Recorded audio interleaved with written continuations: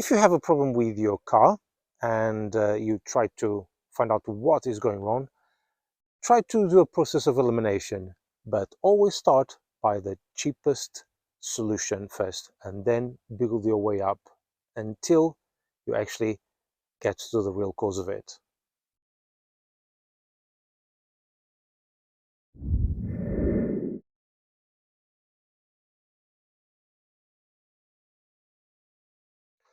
Hello everybody and welcome. So the engine measurement light has turned on my wife's car, and I quickly went to investigate what it was, and using one of these adapters, it is a OBD2 reader that I just plug in to the car and then connect it via Wi-Fi to my phone. I was able to identify what was the cause of it, and the code that came up was B0402, which is related to a post-catalytic converter issue, which means that the lambda sensor or oxygen sensor that is located after the catalytic converter is detecting an issue with the engine. Normally it could be either the catalytic converter is at fault or the sensor is at fault itself. But I needed to do further investigation and see what was going on.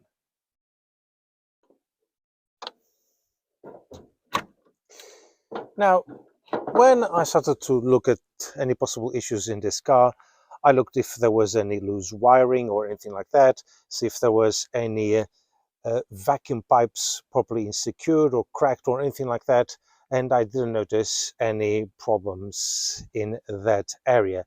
The car started always fine, and so I never had any problems with acceleration.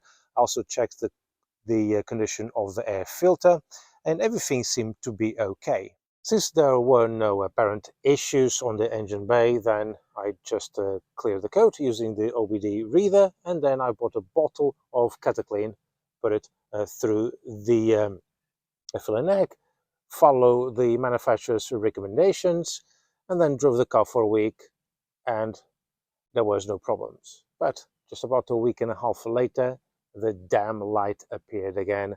So I needed to investigate a little bit further to see what was going on. Then my attention turned to the lambda sensor, which is located just over there. So I got a new replacement unit, not original Ford, but I got a proper Bosch unit, and I installed it, which was very easy. Used a special socket for it, and then I once again cleared the code on the car, and 2 weeks later the light came up again. So a little bit more of head scratching again, and I really started to think that the problem was with the catalytic converter, and it was something that I really didn't want to spend money on. But I've looked online in forums, I asked for advice on Ford Ecoboost groups and so on, and a lot of owners of these 1-liter EcoBoost engines have complained that the catalytic converters used to fail from as early as 30,000 miles, before absolutely everything else. Which, to be fair, is not a surprise, taking into account the multiple issues that these engines do suffer. But a lot of people did say that you could buy a brand new unit, not necessarily from Ford, but from another aftermarket company, and it was a job that was easy enough to do at home. And this is not really a how-to guide, but essentially how I've done it to replace the catalytic converter on this car.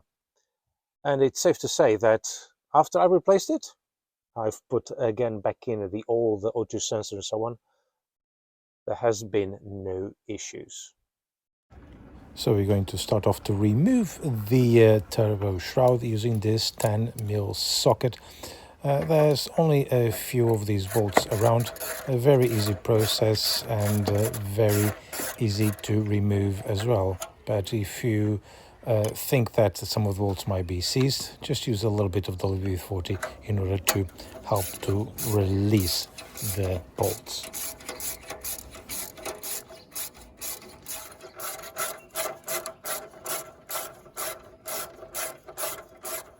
Then now it's time to remove both oxygen sensors, the pre and post catalytic converter ones, using this special tool. They are actually not too tight and they're actually very easy to remove. But I would recommend to be careful with wiring, not to twist. Keep it rolling whilst you are unscrewing the O2 sensor, so the wire doesn't get damaged.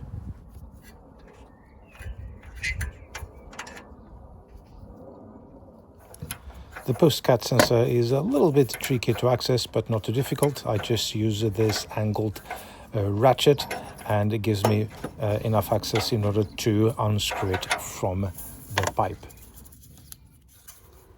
Back again with a elusive 10mm socket, as many of you and I DIYers know that this is a socket that usually tends to disappear.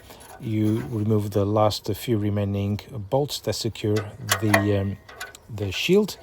Some of them are a little bit tricky to access here at the bottom, but none of them are impossible to remove. Just use probably a smaller ratchet and it will be much easier to unscrew them.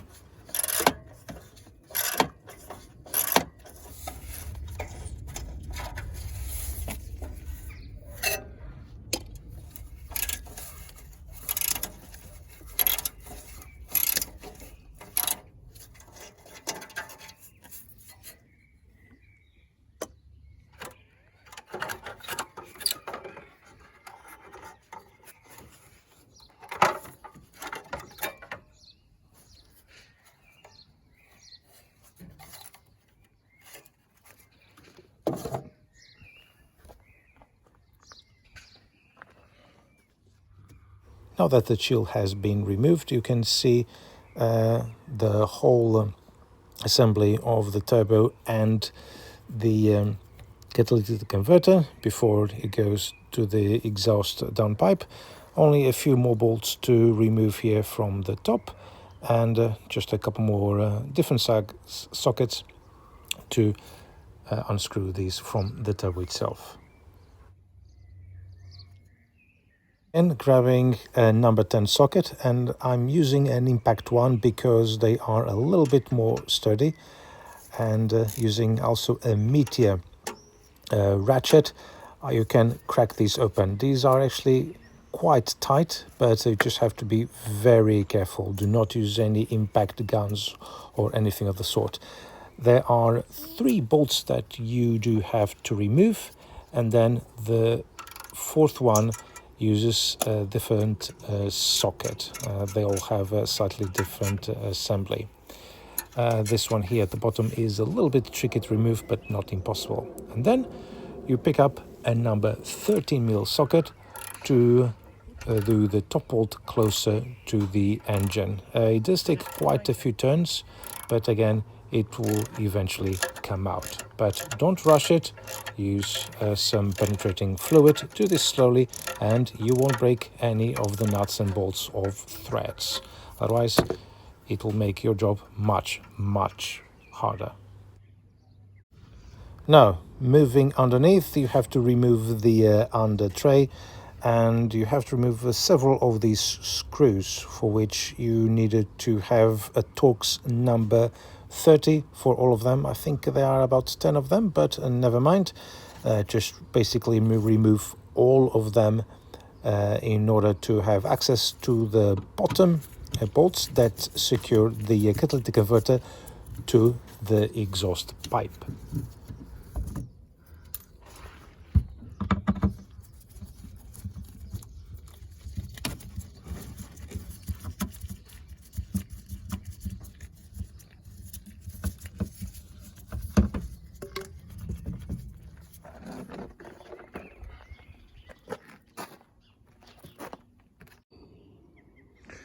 Now, after removing the lower engine bay cover, it's time to disconnect the catalytic converter from the exhaust system. But that's easier said than done, because the nuts that connect to the exhaust are extremely rusty, and they are located just above that one there and one just there. You leave these two in here because when that drops, you don't want the catalytic converter to drop on you. So what I've done on top of that, you can see the access is not really the ideal. On top of each one, then you just spray with lashings of WD-40, let it soak for a bit, then just soak for a little bit more, just with a bit more of WD-40, and let it soak for a little bit more, and then just wire brush the top of them as much as you can. Then, and this is why I use always impact socket, it's not connected at the moment, so I use the socket number 15, I think. Yes, that's number 15. And I used the breaker bar, which is right here. So from that side, so that is the driver's side, I do then just insert this way the breaker bar with the socket on, and I crack the nuts open very gently. It's a bit tricky, but you can do both sides. With the breaker bar, I have to keep twist to detach it, and basically just turn the socket around until I could click it and have enough room to swing the breaker bar all around. And then in the end, when the nuts are slightly a little bit more loose, do what I've done like this. I just to attach it to a normal ratchet and ratchet them off, and then just like that, it's much easier to remove. And now I'm going to remove these two nuts. I think it's number 15. No, I think it's smaller. I'll let you know in a second. No, that was number 13, and it was the same with this one from the other side. You see, with different size ratchets and extensions, you can remove all of these hidden bolts.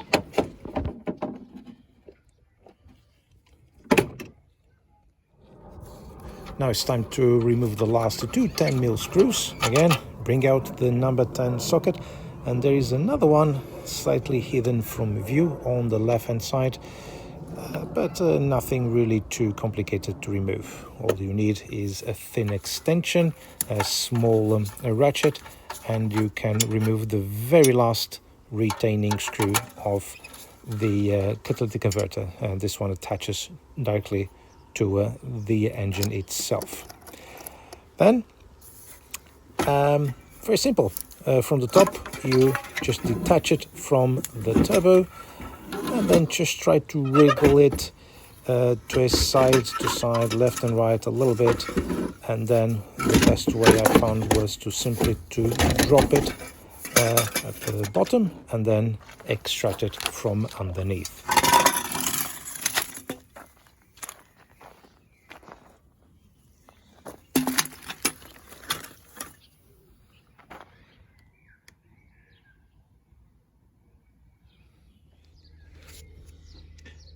Now that the catalytic converter is off, you can actually see the inside of the turbo. Ooh, look at the size, a tiny little turbo. No play or anything like that, and this is, I think this is the control or actuator. I'm not sure what it is.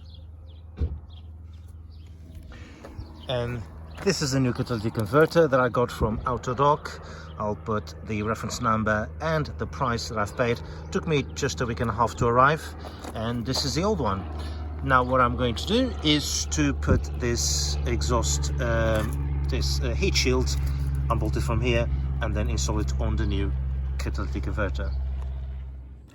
On components like these, it is vital that you are supplied also with new screws, bolts, and very importantly, a new set of gaskets, because otherwise, if you don't have any gaskets, the new catalytic converter will not perform as it should, because the old components are already bed into the old gaskets, and therefore the new catalytic converter will not bed in with the older gaskets, so replace all of those as well.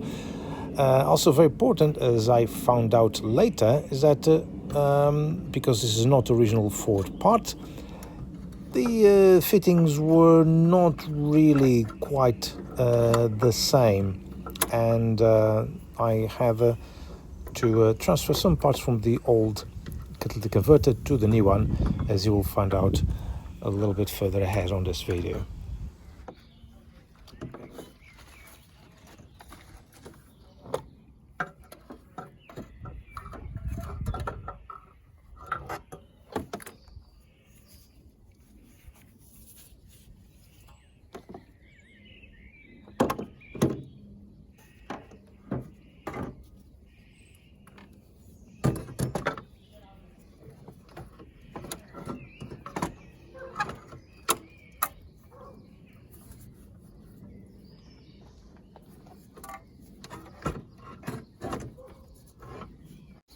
You know, earlier I did remove the catalytic converter from underneath, but for some stupid reason I thought it would be a better idea to feed it from the top.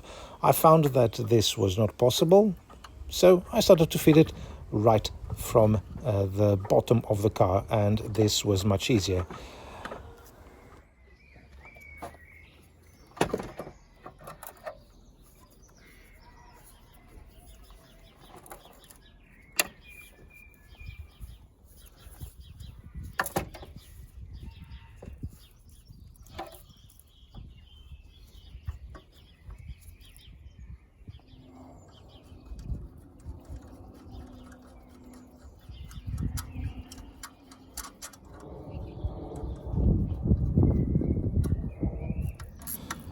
The bottom left screw, I really could not fit it with just my fingers, so I've used the extension in order to fit it directly to the screw itself, and then I managed to tighten every single one of them very easily.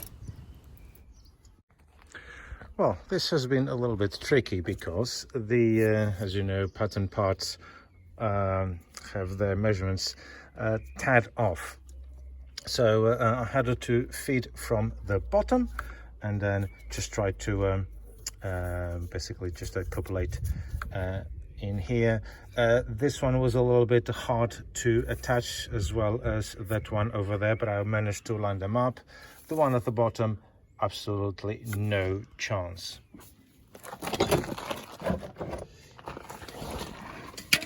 But the way I've done this was to attach to the exhaust pipe over there, and strangely enough, this exhaust pipe didn't come, this catalytic converter didn't come with the bracket, so I had to wedge it open from the old one and try to fit it in here. A little bit of a struggle, but I managed to do it.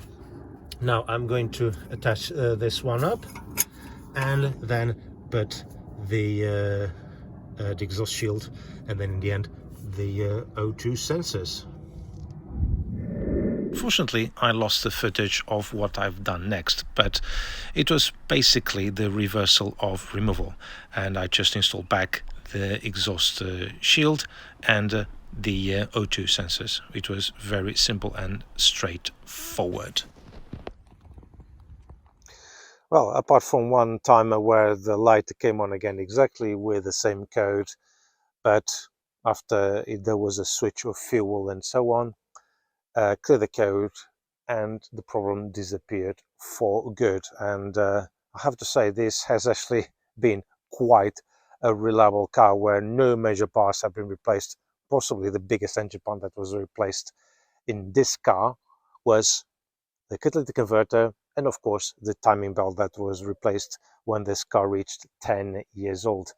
It has been a very reliable unit, but I will do a video about it at another time when in a couple of months time, when it will be 6 years since my wife has bought this car, and it has been a very reliable workhorse.